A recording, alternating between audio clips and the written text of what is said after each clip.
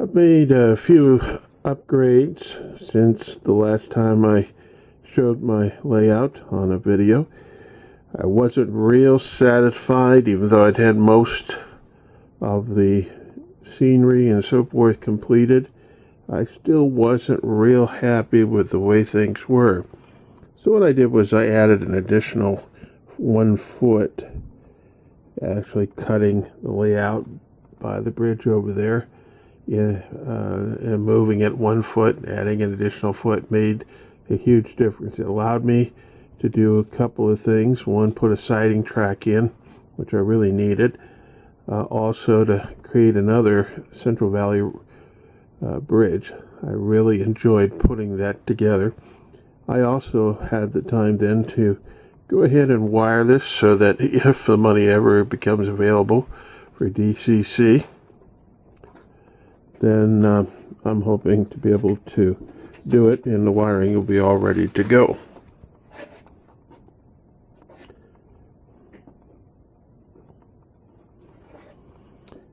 There's my coal mine.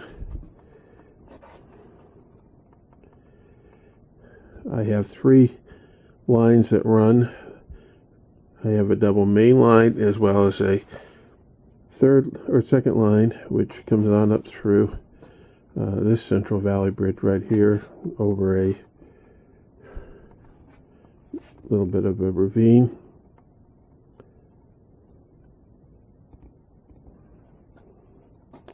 Most of what I'm showing right now is basically what I had in my first video.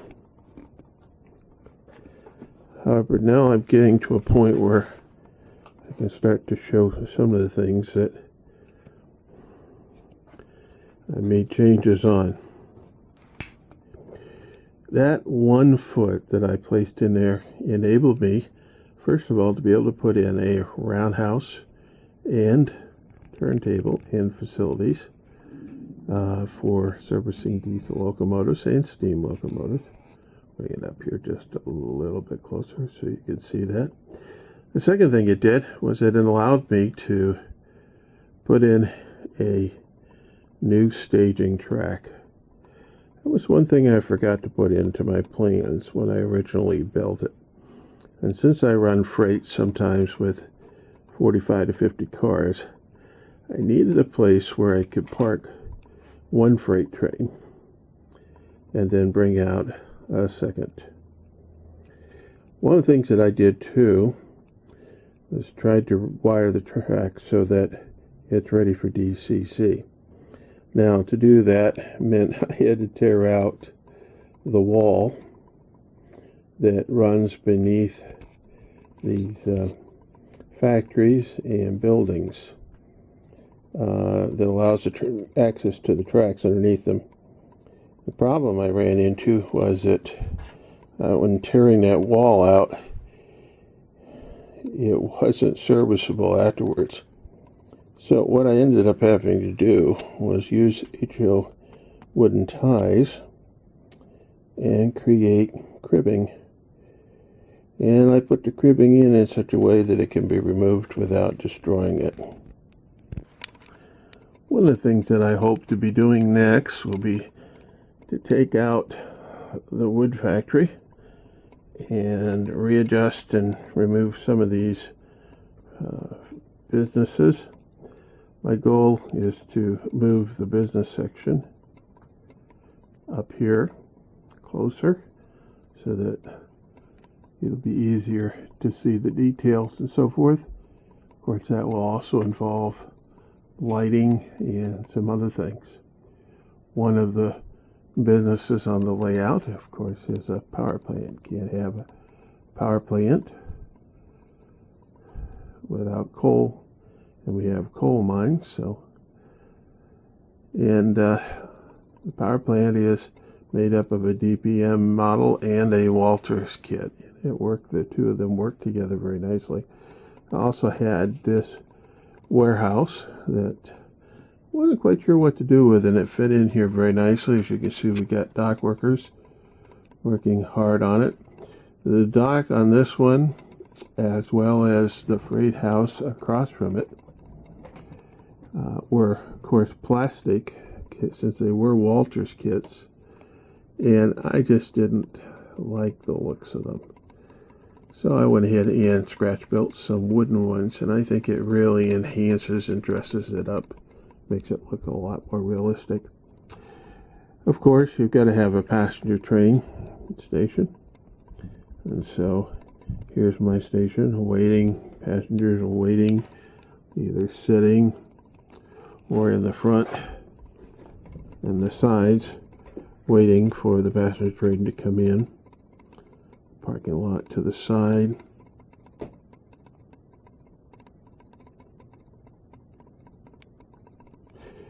Up on the hill,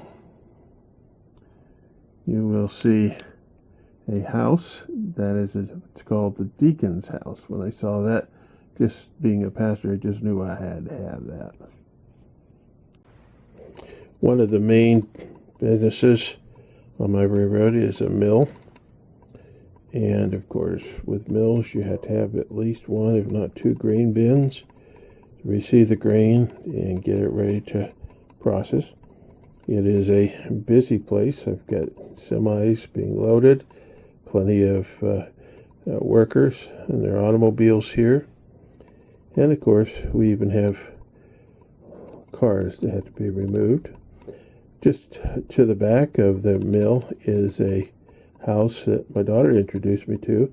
It's from the movie Psycho, and it really worked out nicely as a kind of an old, neglected, dilapidated house. On the other side of the grain bin, I have a residential district with a little bit of construction work going on. We have a store and some houses with kids and so forth out there. Likewise, across to the other side, we have a small community. Again, many things going on down here. UPS truck. We go over here, we see we got an ambulance and police car there.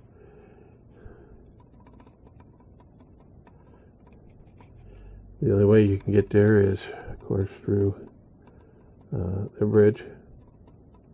I call it the bridge to nowhere because it goes nowhere. And of course, you can see again the turntable and roundhouse. But you can't have green pasture, but a few cows. So we got them in there enjoying the grass. The little bridge over to the house I created. That was one of the first scratch built things that I put together. And of course, a little house out in the country. People that want to get away from everybody. Last thing I'm going to show you is looking down the double main line of our train. You can see the double main line runs below, and then through the bridge, having passed through a tunnel, comes a secondary line, which ultimately leads up to the wood factory and the grain mills and so forth. I hope that you'll enjoy what you've seen. Now that I have a little better camera, hopefully the pictures that you will see, hopefully the pictures that you're going to be seeing on this better camera will give a little nicer detail of some of what we're trying to convey with modeling.